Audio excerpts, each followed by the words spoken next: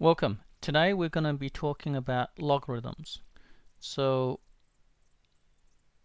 what is a logarithm? So today we're going to talk about logarithms.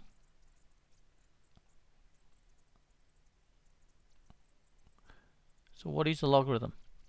So a logarithm is defined as follows, right? If I've got an exponential function, so let's say if y is equal to a to the power of x, right?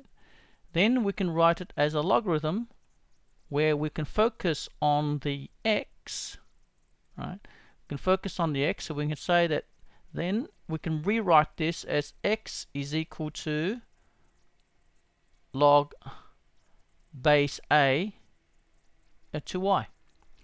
Now, when we did this here as an exponential, we said a couple of things. One thing that we said was a could not be negative, so a had to be bigger than 0. And the other thing we can say was that a cannot be equal to 1. The last thing we said was that y must be bigger than 0, right? Because it's above the x-axis. If you remember the graph, it looks something like this. And it was always above the x-axis, right? So it was always above the x-axis. So therefore, y must be bigger than 0. This still applies in this case. So a, right, still must be bigger than 0.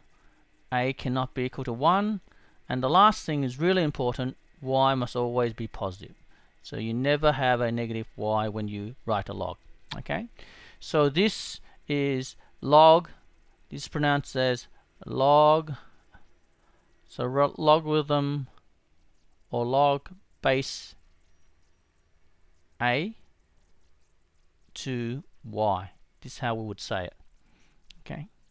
Now, this is a logarithm, and just to get us comfortable with you doing this, because it can be a little strange at first, let's consider a couple of examples, right? So let's consider one. Let's think something like 2 to the power of 3 is equal to 8. How can we write this as a logarithm? Well, this would mean that 3 is equal to log of, what base is this? This is base 2 to 8, because the number is 8. Okay, so the way to think about the logarithms is that this little subscript, little bottom number, this is the base. It's a circle to the power of 3, gives you 8. Okay, so if I rewrite this, if I write a logarithm like, let's say, x is equal to log 749. Well, what's x? If we follow this rule here, this would mean that 7, right? So 7 to the power of x is equal to 49.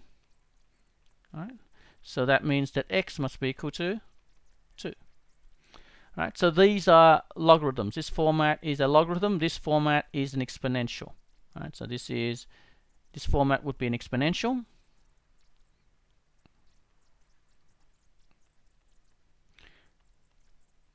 And this format would be a logarithm. They're different ways of writing similar things. Okay? We can do other examples, but this is the main idea in logarithms. Okay? Thank you very much for listening, and I will see you next time.